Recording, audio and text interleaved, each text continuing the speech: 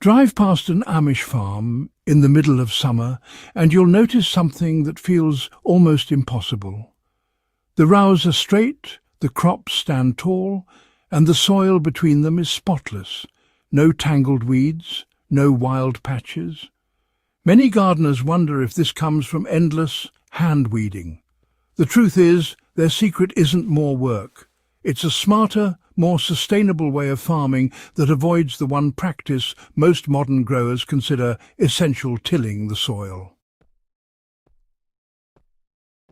The Amish have discovered that the less you disturb the soil, the fewer weeds you'll battle, and what they do instead not only saves time, but also creates richer soil and healthier crops.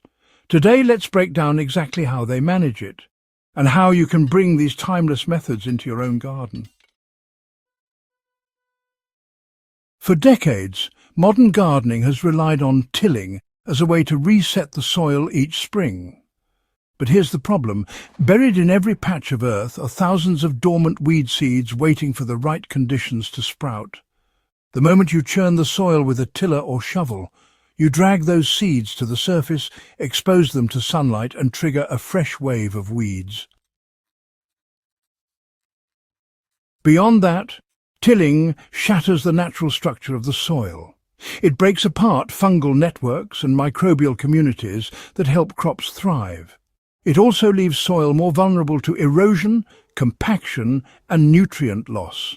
The Amish, who passed their land down for generations, learned long ago that constantly breaking soil apart only creates more work later. By disturbing the ground as little as possible, they keep weed seeds buried, soil biology intact, and fertility improving year after year. One of the simplest and honestly most effective Amish tools is mulch, but, not the thin sprinkling of wood chips most gardeners spread around.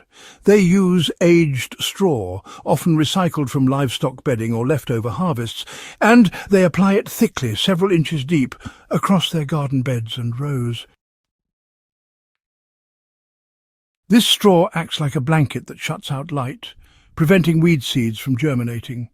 Any weeds that do manage to push through are weak and, easy to pull.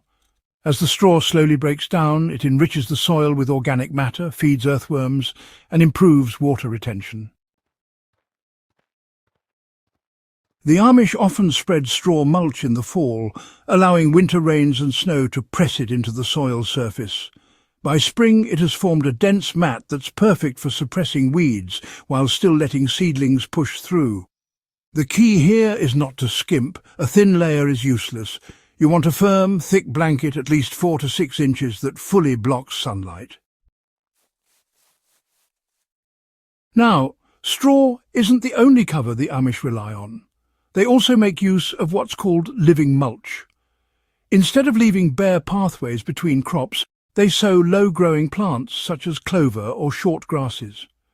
These covers act as living shields, shading the soil so weeds can't really get a foothold.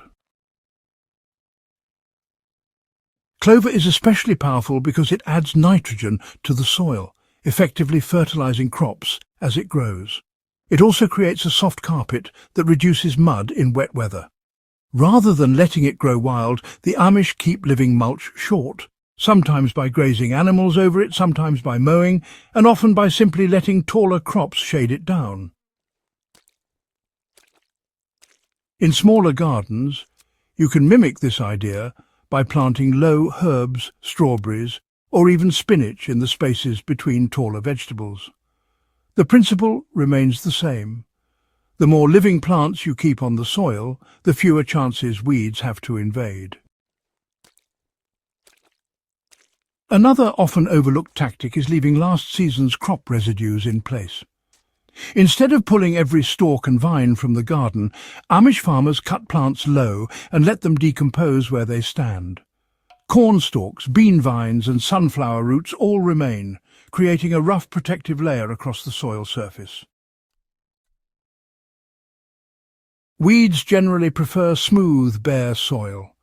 By leaving behind the debris of past crops, the surface becomes irregular and shaded, making it harder for weed seeds to sprout. Over the winter, these residues soften and break down just enough to be planted through in spring, returning nutrients to the soil without any digging. This simple habit saves time, improves fertility, and keeps weeds under control, all without a tiller ever touching the ground. One of the cleverest strategies the Amish use has nothing to do with tools or materials. It's all about timing. They know weeds sprout in waves depending on the season, and they plan their planting schedule to stay one step ahead. For example, they often mulch or cover an area weeks before planting. This starves early weeds of the light they need, preventing that first flush of growth.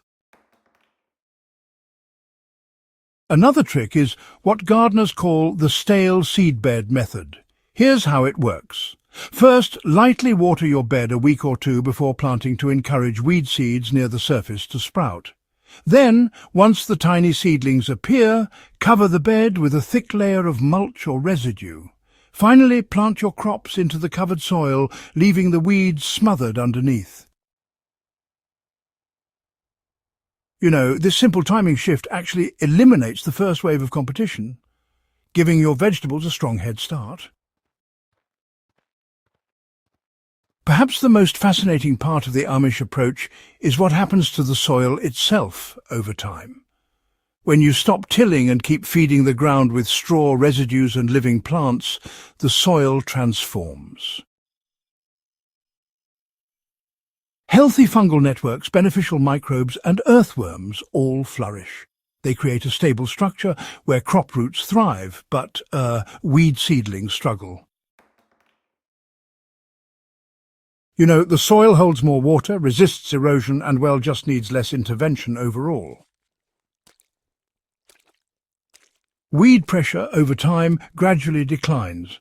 Not because the seeds are gone, but honestly because the soil environment just doesn't favour them anymore.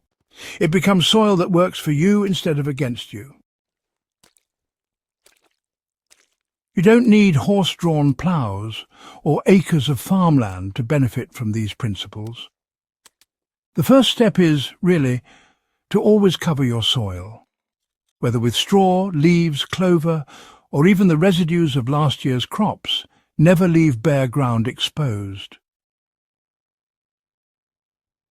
Make mulch your shield. A proper layer should be 4 to 6 inches thick. Spread it in the fall if you can, so it's well matted by spring.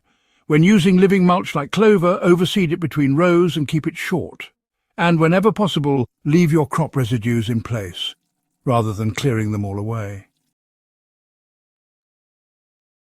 If you try the stale seed bed technique, use about 1 gallon of water per square foot to lightly moisten the soil enough to coax weed seeds into sprouting. Do this 1 to 2 weeks before planting. Once weeds appear, cover the bed with mulch at least 4 inches thick and plant directly through it. This knocks back early weeds and gives your vegetables a clear advantage. And finally, resist the urge to till each spring. Trust the layers you've built and let the soil biology do the heavy lifting. The longer you stick with this approach, the more you'll notice weed problems fading on their own. The Amish didn't invent no-till farming, but they've preserved it in a way that modern agriculture often forgets. Their success isn't about shortcuts or gadgets. It's about patience, observation, and the understanding that soil health and weed control are, well, inseparable. When you see an Amish field free of weeds, just remember, it isn't the result of hours of hand-pulling. It's actually the result of soil that has been protected and respected all year long. And, well, that's a principle you can bring into your own garden, no matter its size. Start covering your soil.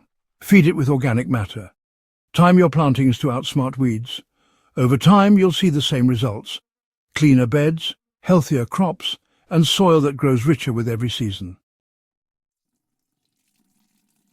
If you found this guide valuable, share it with another gardener who's tired of fighting weeds the hard way. And don't forget to subscribe to Timeless Crops Haven for more proven old-world gardening wisdom made practical for the modern grower.